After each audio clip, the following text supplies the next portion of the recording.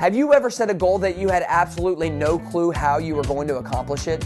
Have you ever found yourself on New Year's writing out all of these resolutions, but then 2 weeks into the new year, you've seemingly given up on all of them? Have you ever wanted to accomplish a goal so bad, but you had no leverage or no real action plan to make it happen? Well, in this video, I'm going to share the absolute best goal setting method that I found to help myself and the clients that I work with achieve our health and fitness goals. Now, what I'm going to be sharing with you, though, applies to any goals that you would set in life. And so I really think you're going to find some great value here. This video actually comes from a coaching call that I had with some in-person and online training clients. So sit back, relax, make sure you take some notes. If you enjoy this, please be sure to like and subscribe to the channel so that way you can be updated with more videos just like this. Now, let's dive into the content. That's kind of what that looks like. So if you don't have pen and paper, I want you to grab some right now. You know the famous saying, note takers are money makers, note takers are history makers, note takers are world changers, and that's who I want to be working with. So if you've got something to write with, it's going to be good that you write this stuff down. Now, I had a teacher of mine who told me one time, she said, Chase, there's only so much room in the attic. I was like, what does that mean? She said, you can only carry so much in your head. So if you've got your goal in your head and it never makes it to the page, then how are you going to start getting an outlined plan on how to accomplish that goal? You know, the same thing for, a big idea for a business that you might have. You've got to get it out on the page. That way you can start freeing up space mentally for you to start thinking of other things that you can do to kind of maximize on this idea or this goal that you have. So make sure you've got pen and paper. And here's my first question for you. What is your top priority fitness goal? So we call this our top priority fitness goal, okay, our TPFG. I want you to think about what is most important to you right now regarding your health and fitness. Like, if you could pick one thing to go after right now, what would it be? Would it be, losing a couple of pounds? Would it be gaining muscle? Is it, there's something about your health that you're really trying to get a grasp on? Like, what is it? Let's try to identify what that top fitness goal is. And the thing is like when people come to me, it's usually a mix of all three. I want all three of those things. I want to maximize my health. I want to build muscle. I want to lose weight. Like, we all want all of these things. But what I want to know is, what is your top priority fitness goal? What is most important to you? So go ahead and define that. Go ahead and write that out. Whatever it is, I want you to define that right now. The next thing that I want to ask you is, why? Why is it important for you to accomplish this goal? What does it matter? Like, if you go and you reach this goal, now what? Who is going to benefit from you achieving this goal? How is your life going to be improved by achieving this goal? The thing is usually when we come into these goals, when we have goals that we set for ourselves, they're usually superficial. Hey, I got that beach vacation coming up. I want to be able to pop that top on the beach and look good. And that's awesome, right? But it's superficial. And the thing with superficial goals is we all have them. I mean, I definitely have them, but that's only the surface level. And so this game that I want you to play with yourself, if you're starting to think of like, well, what do I want to do this? Well, I want to look good. Like, I want to feel good. Like, you're only scratching the surface, okay? And there really is something deeper underneath all of that. It's just we kind of have to dig for it. And so this game that I want you to play with yourself is what's called the 5 why game. The 5 why game. And so what you're going to do is, when I asked why you want to accomplish this goal, something came to mind, right? I want to fit back in those old jeans. Hey, I want to be able to use my retirement, whatever it is, that's the first level. And what I want you to do is ask why again. And I want you to pull something a little bit deeper out. And I want you to do this again and again and again. And what you'll notice is, as you start to dig deeper, you actually get to the core of why it's necessary for you to accomplish this. I really don't think it matters what you want to do in your life. This 5 why game is a super powerful way that you can really get to the core of why things matter to you.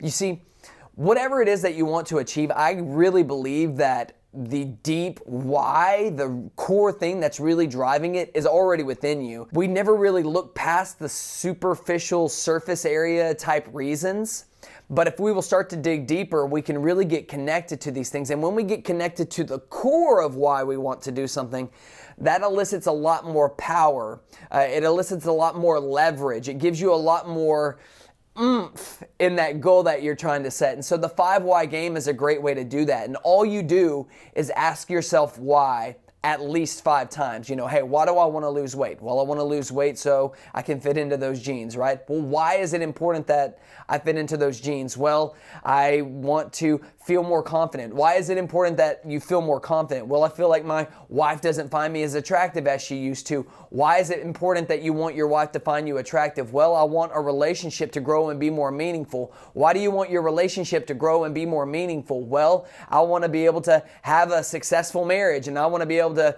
demonstrate that for our children, and I want to be able to be with this person for the rest of my life, and I want to be able to care and provide for her. Now we're getting to the core reasons of why you want to lose weight, rather than I just want to fit back into some old jeans, or I just want to lose a few pounds before that summer vacation. When we really get to the core reason of why we want to do something, it's going to be a critical reason to drive us through the hard times. And many times we never get past the superficial. And so when things get tough, things get difficult, we're really quick to fall off the wagon. But if we will stay glued to that core reason why, then when we're presented with temptations, we can get reconnected to why it matters so much to us to push and drive us through. When it comes down to, man, I really want to hit this goal, but all of these other things, they feel a lot better right now. But when you have something strong to carry you, to stay glued to, that's going to push you past those things. So remember that. That's the 5 why. Now, the next thing that I want to talk about when it comes to your goals is your 2 driving forces. Okay? When you set goals, there are 2 driving forces that affect you and your ability to reach your goals, okay? Can anybody think of what those are? And y'all can fire up the chat if y'all want to. Can y'all think of what those 2 driving forces are that actually elicit the results that you want to get? What 2 things drive you to take action? Anything?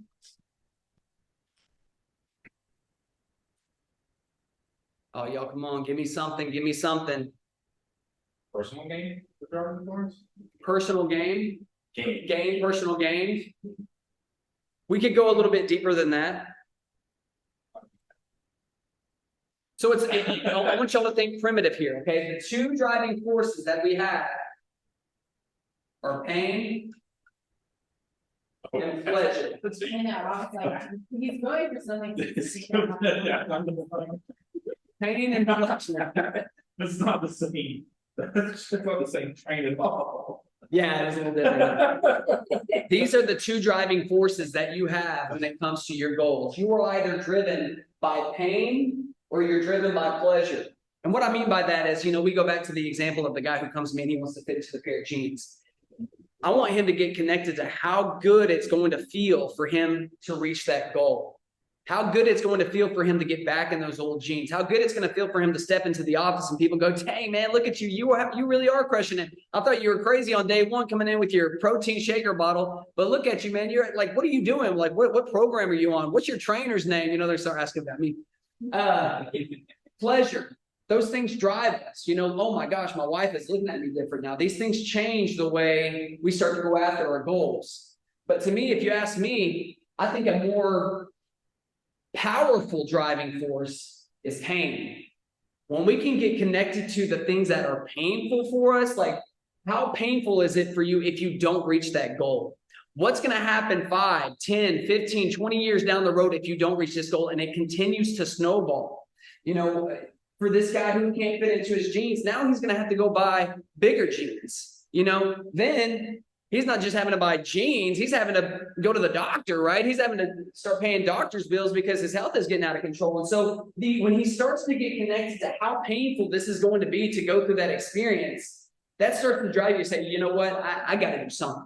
I have got to do something. And then when those temptations come, whether it's the sleeve of Oreos, which I have nothing against Oreos, y'all, for the record, y'all know I love Oreos, I love cookies, I'm addicted, but there's also times I put them on the shelf, right? But this pain can actually drive us. When we want to reach for those things, we say, oh, wait, hold on now. I know what I've done in the past. And in the past, 2 becomes a whole sleeve, and a sleeve becomes a whole package. And then the next thing I know, I'm just blowing off my program, I'm blowing off my diet. And then 6 months down the road, I'm going, you know what, maybe I should reach back out to that trainer and see what's going on.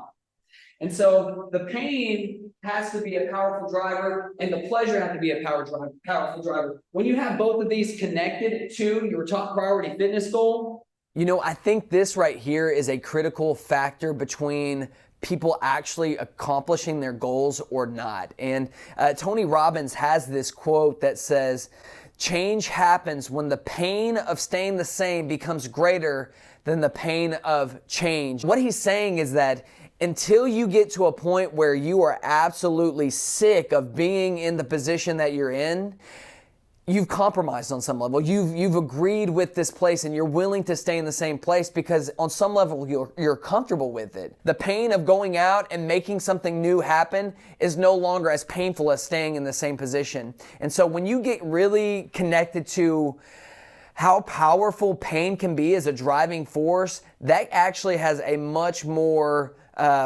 powerful and compelling reason to drive us to change rather than how awesome it's going to feel when we're on the beach and we can see our 6-pack and we get to share that on Instagram. One thing that I tell people is like, if you're frustrated, continue to get frustrated because on the other side of that frustration is breakthrough.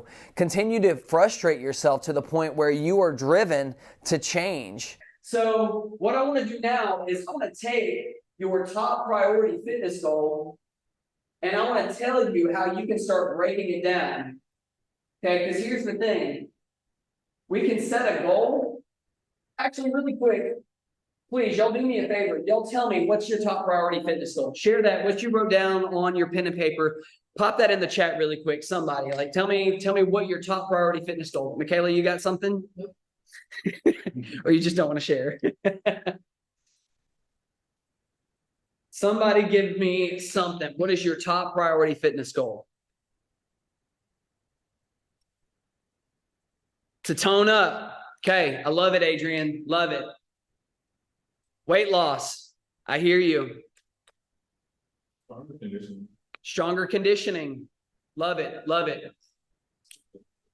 Okay, so with these things, tone up, weight loss, stronger conditioning, these things are great starting points. But what I want to do today is I want to take these simple 2-3 word statements and I want to create something that's really going to be powerful and impactful. That's actually going to give you some detail and some structure to your goals. Okay. Now, if you work in corporate or you work in nonprofits or you work in any of this stuff, if you've done any kind of like personal development in the past, then I'm probably fixing to take you down a route that you've been down a million times. You're probably going to roll your eyes back into the back of your head. But listen, I want you to lock in with me.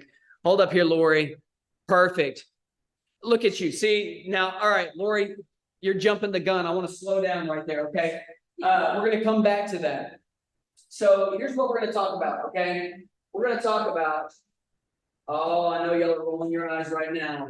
SMART goals. Yeah. Now, y'all let me know in the chat if you've heard of SMART goals before.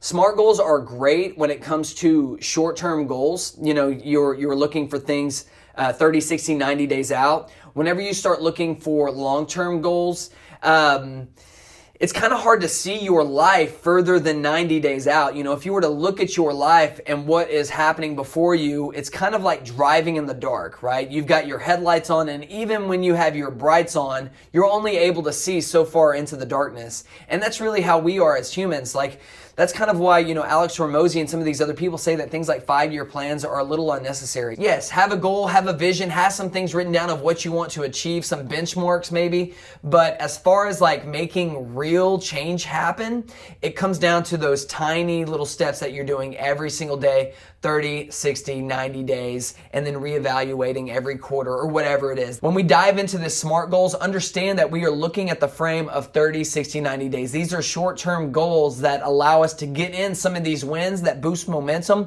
and encourage us to want to keep going and keep trying.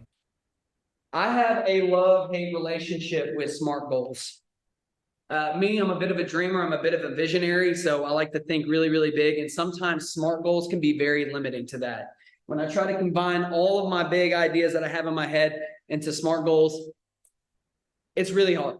It's really difficult. However, when it comes to fitness, when it comes to gaining strength or muscle, or when it comes to weight loss, any of these things, SMART goals is actually super powerful. Okay. And so what I want to do, Adrian, if you don't mind, is I want to take your goal, Tona. Okay. We're going to take her goal and we're about to maximize this thing. Okay. So y'all check this out. The S in SMART stands for specific. Okay.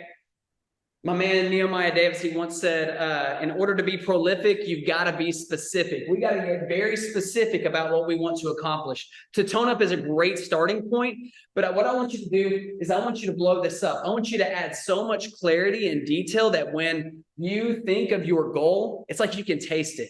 It's like you can literally see it in your mind's eye, what you want to accomplish. So when you say tone up, what does that look like to you, Adrian? You know, what does that look like to you, Lori? Like, what images come to your mind when you think about this? You know, does tone up mean, I'm able to see definition in my shoulders? You know, does it mean, the 4 of the 6 are showing up in my 6-pack? Like, what does that mean to you? Because my definition of tone up could be completely different to you. You know what I mean? And so if we just say, we're what's his name? Christopher Columbus, we're getting on the Mayflower or whatever. We're heading out. I just want to hit land. Who knows where he's going to actually end up? But if he says, you know what, I want to go to the new Americas, then he's got his target set on something that he's going after. Now, my history is really poor, so I'm probably botching that up. But what I want you to do is really get specific about what you are going after.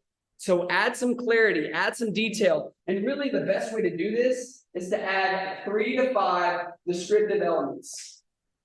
So 3 to 5 descriptive elements on what that means. For instance, Ben, when we think about, hey, I want to lose some weight. How much do you want to lose? Like, what's that number? Is it, I want to lose 50? Is it, I want to lose 5? So we want to get very, very specific. Man, it may be 7.5. 7.5 pounds may be the game-changing weight for you. So you really got to get specific on what it is and what it looks like.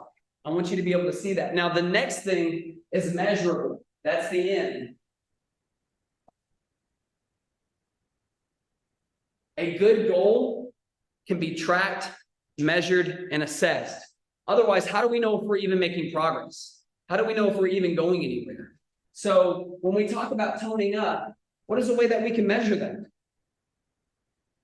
Y'all got anything?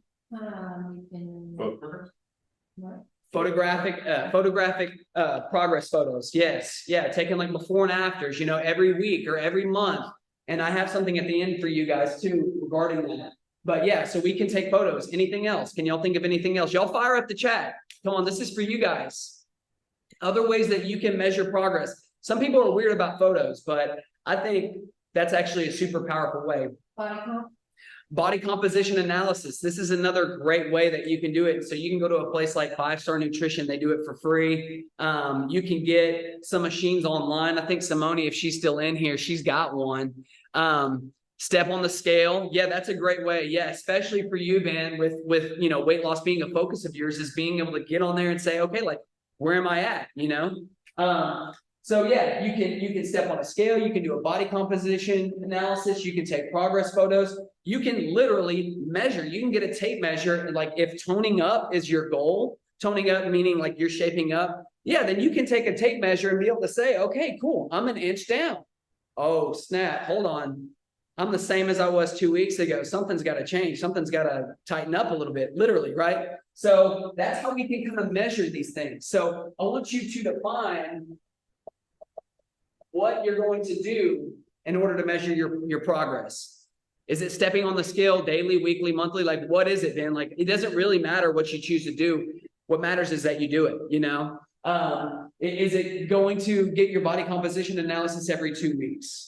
And by the way, guys, if y'all need help with any of this, reach out to me. That's why I'm here. we'll be a little limited on time for everybody to get like all of that stuff figured out, but reach out to me and I'm happy to help you. So we've got specific, we got measurable. The next one, it's got to be actionable.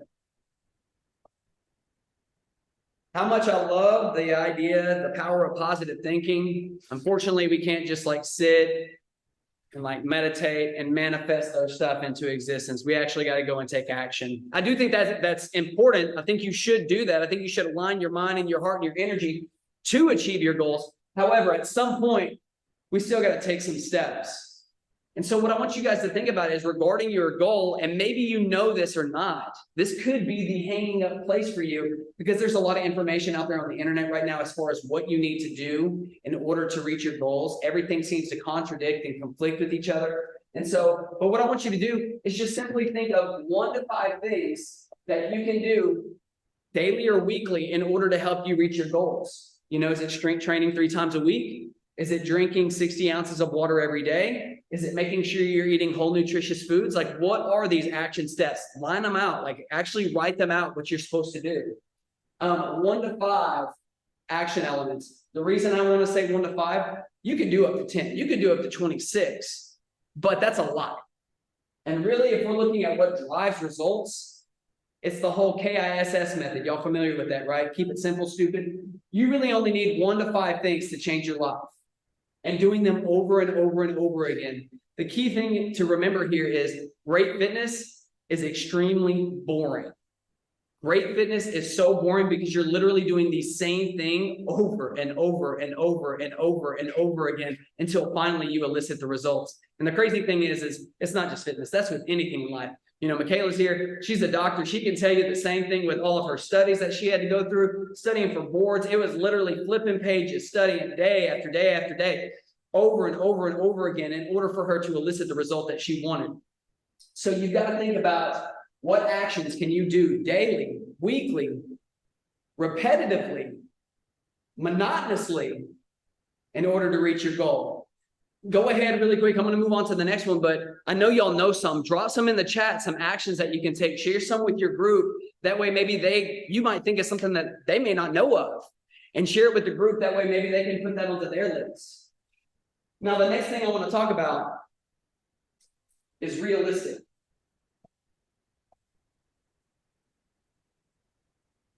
Realistic. I got to keep it real with y'all. Right now it's the holidays. Christmas is coming up. New Year's is around the corner.